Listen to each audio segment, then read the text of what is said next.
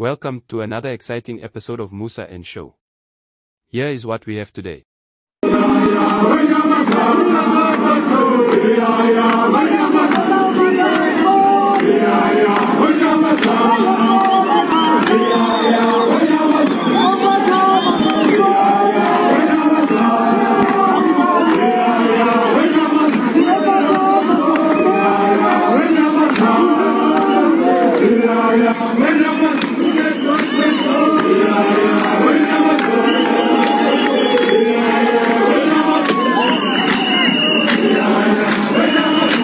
Sanibona, njengoba bubona kule video eqalela istrike lesi salamaphoyisa okuthiwa i-EMPD or iMetropolice abangaphansi kamasipala bebetoyitoya ke namuhla bavala imigwaqo kukubi le side laseKuruleni. Ngifisa ke sikhulume ngale strike namuhla and kune statement esikhishwe i-EFF concerning yona lolu daba lwale strike. Kune video futhi eyenziwe ngazo MMC na sizomdlala na futhi video la akhuluma khona ngaso le strike. Amaphoyisa ke mina njengesingami amaphoyisa engiwaziyo ukuthi yona lawa athatha ibribe kwedlula wonke amaphoyisa engiwaziyo. Impilo zabantu ziwetha 20 rand noma imoto ingangaba namthelo noma imoto ingangaba udriver angangaba na license. Mayine 20 rand kuvimbe laba awubaniki 20 rand adlule. Ngibazi ngalokho kodwa ke emangibona le strike ngiyasola ukuthi mhlambe bayenza lento ngoba befuna imali abayiholayo encane. Sizozwa ke kwe-strike ukuthi kwenzakalani. Ngizocapha nama video nje ambalwa bese emveni kwalapho sifunda istatement se-EFF. Ngicela uzwe la.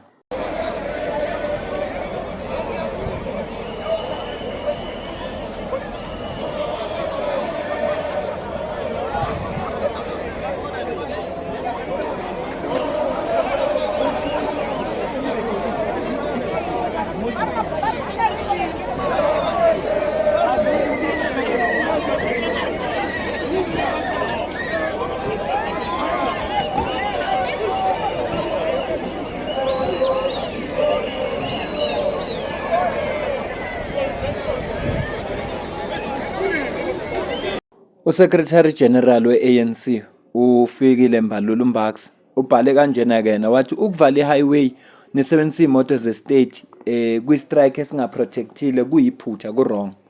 Uthi ke bazo-enforce kanjani umthetho kanye ne-order uma bona bengenayo enforcement kubo if they lack it. Uthi lokhu ku-wrong kwenziwa i-EMPD. Ubhale kanjena ke uFikile Mbalula.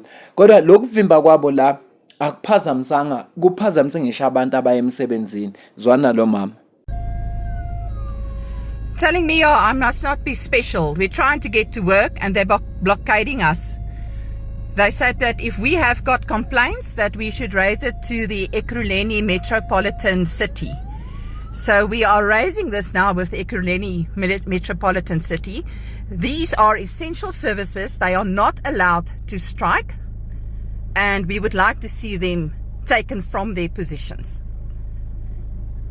The South African citizens is suffering enough with the incompetence of our government, hampering our relationship, harming our relationships with the United States of America, and then withholding services, essential services to this country. I sincerely hope that these gentlemen, these service men and women, gets accounted for their actions today. These people are armed. I'm not even going to call them statespersons or in the service of this country. They are armed. They're intimidating the citizens of South Africa on public roads now. Enough. I say enough. Lo mama umlungu ukhuluma ngoba umlungu akazi ukuthi ulimo uhulumeni wethu alizwa kangcono yilo leli. Abantu maberiza ama concerns wabo nama issues wabo nama dissatisfactions wabo uhulumeni wethu ushange ngoslow lolu limo lizwa kangcono. Ingakho esikhathini esiningi abantu mabeshoda ngamanzi bavala umgwaqo, abantu makhamba ugesi bavala umgwaqo ngoba bayazi ukuthi bazonaka uma besenza lolu limo. Sizongena ke statementini esibhalwe i-EFF kodwa ngifuna ukukuvekezela nje ama video ambalwa bese siya kuleso statement.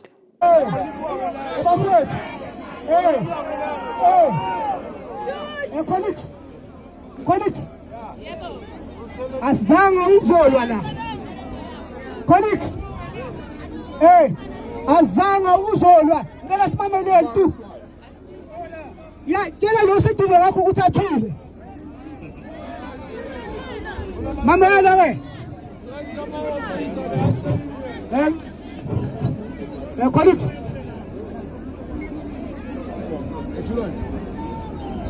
Just hand over to the political leadership to respond. MMC? Yeah. Hands. Remember, kumele sibuyele emsebenzini sonke nani nathi. I'm saying if we allow ukuthi sivulele izandla, I think Rambo, you have said why. I think that is mouthful. We've heard you because we came here to listen to yourselves. What is it that you're saying? You told us why you are here. Unless the hands abaz raised, zikhuluma something contrary to what you said. But if it's something that is similar to what Rambo has said, we've heard you. Colleagues, we have heard what the MMC have said. Our political head are saying they are taking over the matter. They are going to address the matter, then they will come back to us. No, the union representative were very clear. They are saying within 7 days. The union representative are very clear within 7 days. Thank you, colleagues. Thank you.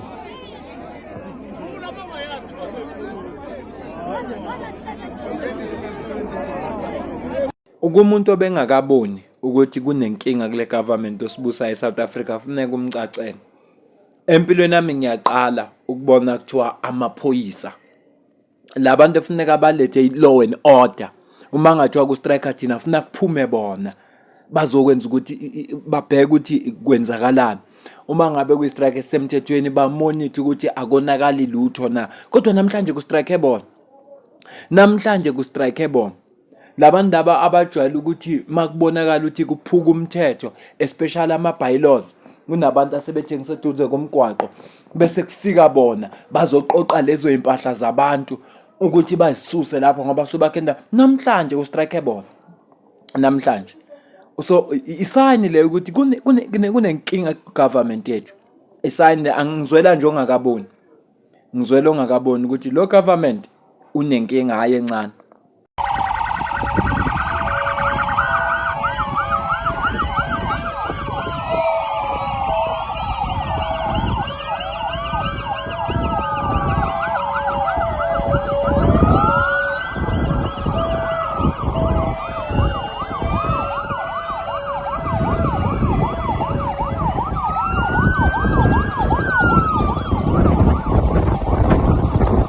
At this point in time, we did not engage on the specific issues. As I said, we were engaging on an agreed process to then discuss the issues.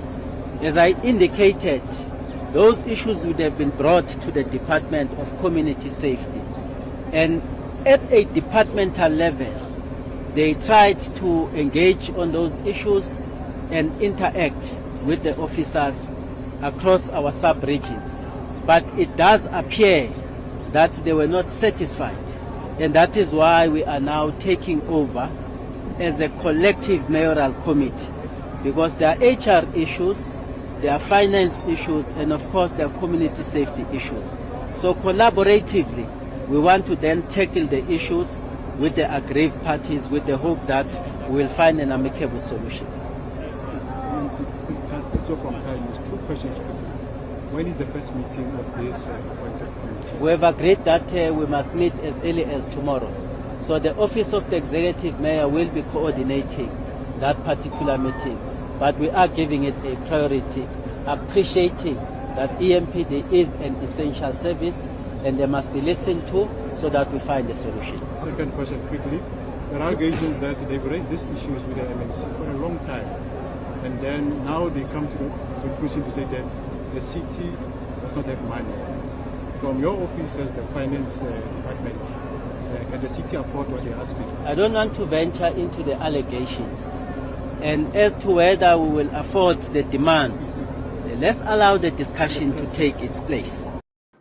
Yamuzwa manje ubhuti lo usekhuluma kahle ukuthi cha lolu daba lo priority kusasa lokho kusayo bazohlala phansi balukhulume nabo labantu kwazi ukuthi xazileke lezi inkinga ngoba EMPD essential service kufanele ingaphazamiseki.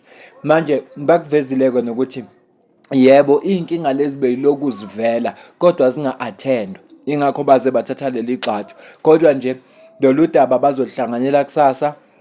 Kukhona be-finance, khona be-community safety, kukhona be-HR bazama ukuthi balixazulele lo daba. Ingakho-ke ngithela umama omlungu akayazi into akhuluma ngayo ngoba lolu limi luzwa kangcono ulumeni wethu. Ukuba benzanga kanje belokhu behleli besonga izandla belo betshela ukuthi hayi lizo resolve within 7 days. Yabona nje manje ngenxa leli gxatha abalithathile sekuthiwa kusasa kuzoba nomhlangano. Kwenziwa njena ke South Africa mawufuna izinto ezilunga. Mawufuna izinto ezilunga nje South Africa wenza kanje. Kodwa lokho ngithi kubantu base South Africa uma singakaboni ukuthi lo hulumeni unenkinga angeke siphinde sibona sicaphune nazo statement se-EFF angazi noma so sifunda sonke noma ngeke na kodwa ama key points sobe siwakhavile. Istatement lesi EFF isikhiphe ngomhla ka-19 kuMarch 2025 sibhalwe kanjena i-Economic Freedom Fighters okuyi-EFF eGauteng ihambisana ne-Ekurhuleni Metropolis Department okuyi-EMPD officers kwi-protest yabo against ukukhathwa kwamasalary, imiholo emincane, low wages, ukuncishiswa kwe-overtime kanye nama-working conditions aphuwa. Amaphoyisa e-EMPD befuna i-attention yalaba abaphethe indawo okubala kuyo ne-executive mayor baze bathatha igxathu lokuthi abavala imigwaqo engenayo nephumayo eJimmiston. Imigwaqo eaffectekile yilena R21 South, N12 West, N3 South eduze neKilo interchange as well as M2 East off ramp eyangase Golden Haze interchange kanye no R51 oyangase Kingsway Road eduze go Modabi prison. Lama disruptions abawenzile akhoze traffic enkulu nokudelaya kwabantu kanye nesafety yangaba bikho kubantu. Batho kubalekile lafuneka siqaphele ukuthi ngaphambi kuba bathathe leli xathu lokuvala lokho abakwenze namuhla EMPD officers kanye nama union wabo laba abamamela ama labor unions ekhathini eziningi bazamile ukuengage ne department okubala ku MMC office lika mayor. However lama officials ngokuhlanganyela noma ngokubambisana ahlulekile ukuphuma ezo-addressa lezi khalo zalamaphoyisa lawo. Bathi ngaphansi kwe-leadership ka-MMC usizakele Masuku kanye nomeya uChakaza kanye ne-Department of Public Safety seyivele yabanteke. Bathi-ke ukubanteke nokungabi nayo i-leadership e-effective kuze kuyimphumelo ye-poor enforcement oma traffic laws kanye nama bylaws ukungavikeleki kahle kwempahla le onwa i-city property nobugebengu obuningi obenzeka khona. Bathi ke nama condition abasebenza phansi kwabo lawa abenza nabo bezizwe bengekho safe njengamaphoyisa. Lokho ke okucompromise i-public safety. Cha isona statement lesi sesibile ngesasenza ngoba liyana izulu. Manje ngibona ukuthi le video ngeke isazwakala kahle kodwa ke ngicela ukusibamba la. Ngiyacela ukuza ukuphawula kwakho la ku comment section below usho wena ukuthi ubona kanjani kulesimo esenzakalayo.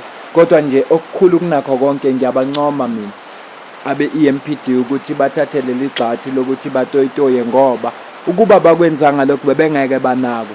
Bane date nje ukuthi kusasa laba executive mayor ne MMC nalaba abanye bazohlangana kusasa nabo noma nalaba ama union kukhulunywe yingoba bathathe leli gxathu. Ngiyacela ukuza ukuphawula kwakho ngenxa yokuthi liyana izulu laphandle manje amazenke abangumsindo laphezulu angikwazi ukuqhubeka ngirecord. Mina nawe asidibane kwi video landelayo. Ngiyabonga kakhulu.